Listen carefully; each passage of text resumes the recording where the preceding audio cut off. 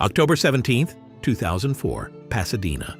At a stand in the Rose Bowl Flea Market, a 1958 Mexican-made guitar sat with a $45 price tag on its neck. It was supposed to be a quiet Sunday morning, but things weren't going to go as planned because a collector picked up that guitar without looking at the seller's face and said, "B.B. King wouldn't even play this. Not worth much. $15. But that wasn't the only problem. The collector hadn't noticed the word carved under the neck, Papa, or maybe he'd chosen to ignore it. The strange thing was, 5 meters away at a record stand, an old man in a fedora had heard everything, and Carlos Santana slowly put his record back and started walking toward the man. Carlos hadn't slept the night before. The Shaman tour had ended 5 months ago, and he had a few free days in Los Angeles. Before bed, he'd found an old photograph at the bottom of a drawer, his father Jose in the town square in Outlan de Navarro, with his musician friends, smiling against the sun, Jose holding his violin. Carlos held it for a long time, ran his thumb across his father's face, slipped it into his pocket. When sleep didn't come, he decided, Rose Bowl. He did this a few times a year. Small place, nobody paying attention, dusty record sleeves, the smell of weathered wood. The place in Los Angeles that reminded him most of the Jalisco markets his father used to take him to. 8:30, October sun not up yet, the cold still coming through concrete. Tables in rows, narrow aisles. A radio at another stand, low volume. A song nobody was listening to. Only one person noticed. Carlos leaned over the record stand, picked one up, read the back, put it down. Second, third. One caught his attention. Cover torn, but the record inside clean. Checked the price, put it back, ran his finger along the edge. Old habit, from a time when records still mattered as things you could hold. His turquoise stone silver ring hit the plastic rail. Tick. The vendor looked up. Old man, hatted, black leather jacket. Didn't recognize him. Turned to the next customer. That morning, Carlos was just an ordinary old man at the market. For now, everything was going exactly the way he wanted. 5 meters away, Rigo had set up his stand at 8. His hands were trembling, and he couldn't admit the weight of what he was about to do. His father had taken his final bow 2 years ago. Workplace accident. Since that day, Rigo carried his own life and his mother's on his shoulders. His father's house in San Gabriel being cleared out, box after box, rent 3 months behind. His mother working 2 jobs, 6 in the morning to 6 in the evening. An hour and a half of sleep between them. Rigo knew all of it. 2 nights ago, he'd found the guitar in storage, wrapped in a blanket. Held it on his knees, cold concrete seeping into his legs. Saw the writing under the neck. Papa.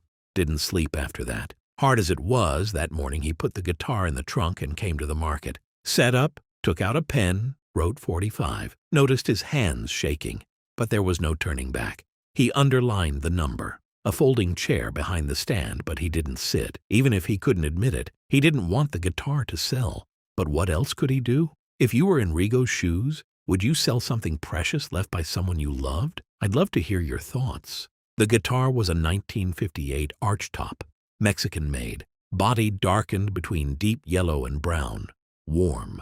Years of wear on every surface, each scratch a stage, a car trunk, a nightclub. Thin crack in the neck, hand repaired carefully. Tuning pegs replaced, strings slack. But one more person at that market knew this guitar wasn't worthless. Ernesto Reyes had fed his family with this guitar for 40 years. Jalisco, 1961, 22 years old. Just the guitar and 1 bag. Arrived in Los Angeles, not speaking English. Washed dishes in East L.A. 12 hours a day. Hands cracked from detergent. Slept with Vaseline on them. Unexpectedly, the shop owner found out he played. Play here on Friday nights. That small place in Crenshaw. Red checkered tablecloths. Yellow walls. Fried bread smell. Old fan in the ceiling corner. Ernesto played. They ate. Over time, weddings, quinceañeras. Every night he carried the guitar without a case. By the neck across his shoulder. Years passed. Grandchildren grew up. He owned a home, but the guitar never changed. A heavy price had been paid in this city, but Ernesto never complained. Or maybe Rigo just thought so. Sadly, the man who'd fed them all had left them one night without warning. Rigo had lost his father 2 years before that. What was left was this guitar, with a $45 price tag. Rigo had seen his grandfather play only once, as a child, through a crack in the kitchen door. Grandmother setting the table, grandfather's back to the door, playing quietly, just for himself. Rigo couldn't make out the song but never forgot the sound.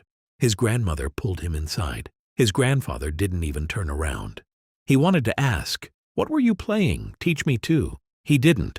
Grew up, had chances to ask, but no one left to answer. Now he was about to sell the only thing connecting him to both of them for $45. Deep down he knew, once it sold, nothing would be the same. But what could he do? Rigo turned the price tag toward the customers. Hours passed, market getting busier, time running out. Ray Kovacs had been walking the market since it opened. 50s, tall, leather bag, cardboard coffee cup. Dealt in vintage instruments for years, knew his stuff. But here's the strange thing. Ray started walking these markets 10 years ago after losing his wife. Vintage instruments became first a hobby, then a livelihood. Knew the price of hundreds of guitars by heart.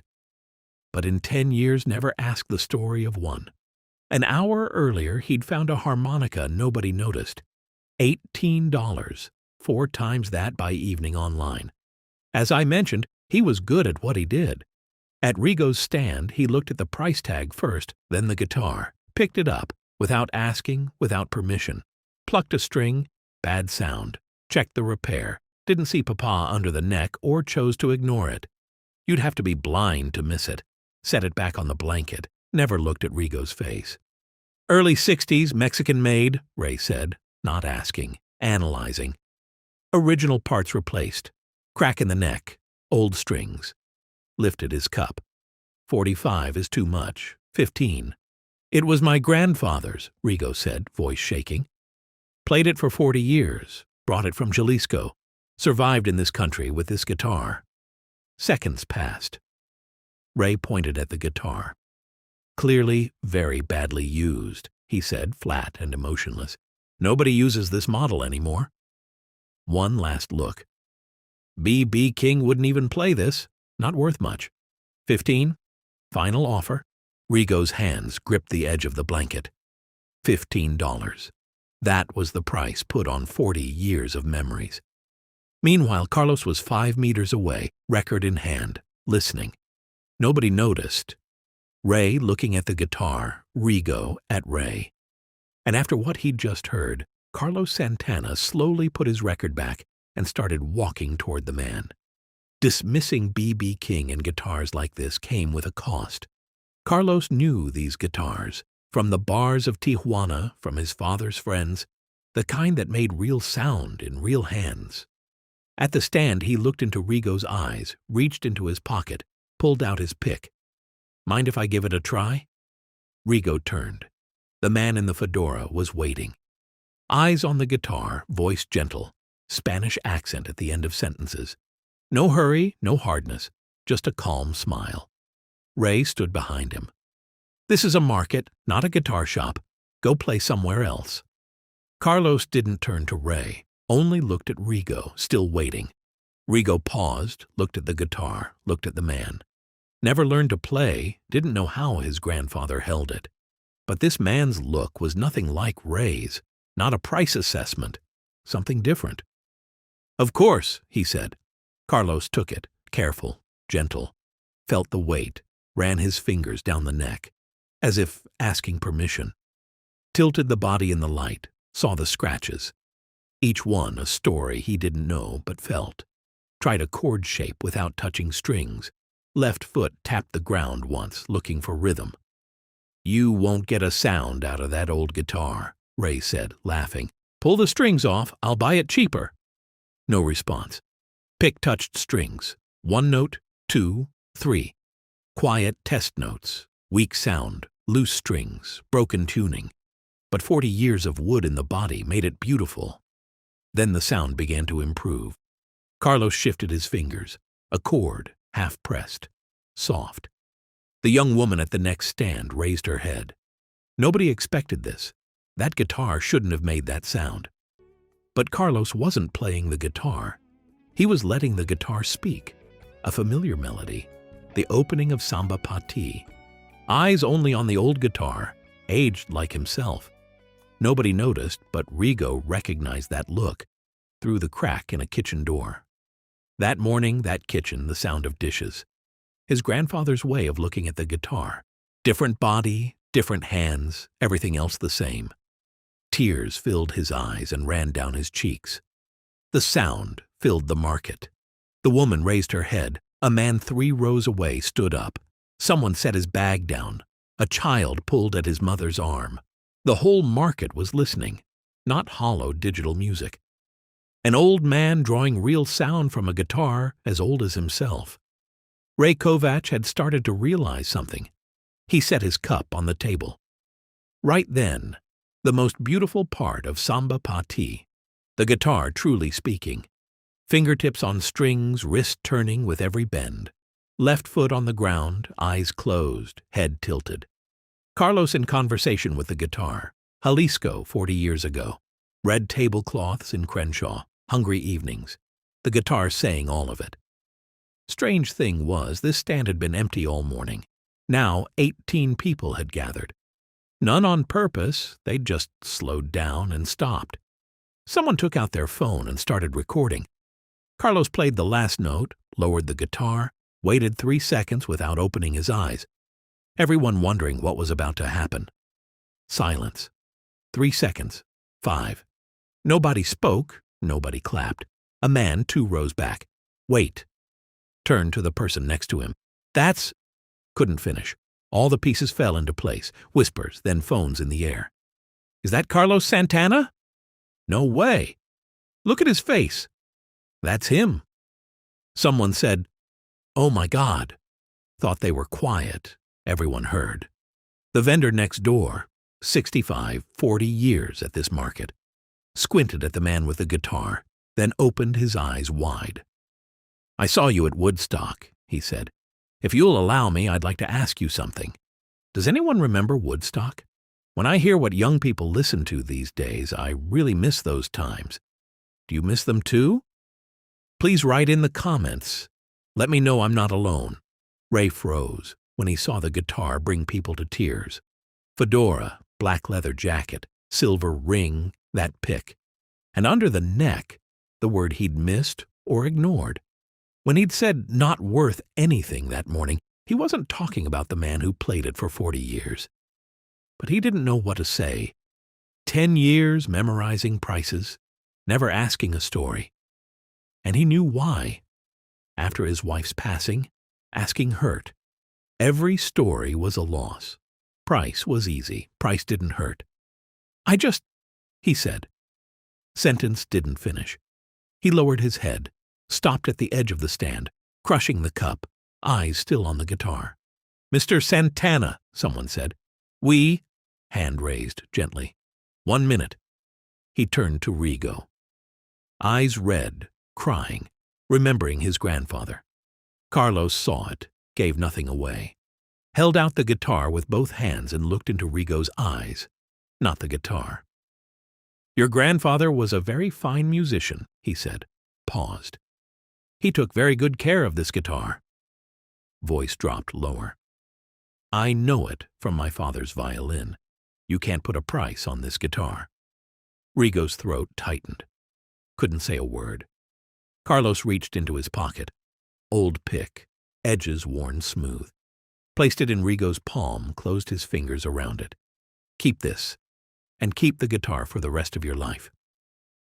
The $45 tag was still on it. Rigo scraped at it with his fingernail and peeled it off completely. "I'm not selling," he said, quietly. Not to the crowd, to the guitar, but really to his grandfather, his father, the small child watching through a crack in a kitchen door. The crowd applauded, long, warm. Some didn't know why, they just did. Carlos took the photo requests with a smile, one by one. Someone asked for a signature. Yes. "Supernatural changed my life." He listened, nodded, touched the man's shoulder. Someone still crying. Carlos turned to them, smiled. Rigo stood behind, guitar to his chest, pick tight in his palm. Carlos looked over and gave a small nod.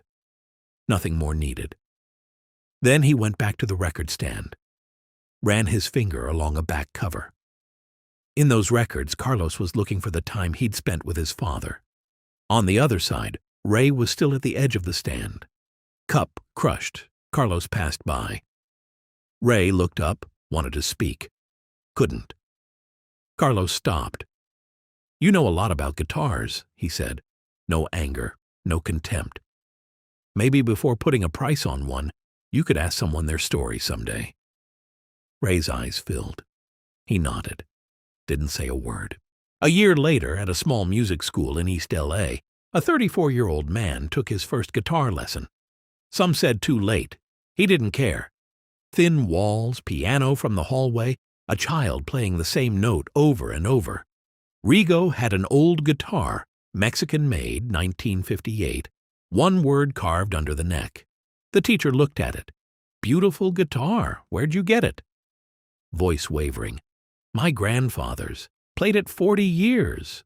Brought it from Jalisco." The teacher looked at the guitar, then at Rigo. "You've taken good care of it." Rigo held out the pick. Old, edges worn. "From your grandfather, too?" "No," Rigo said, small smile. "Someone else? He was a good musician, too."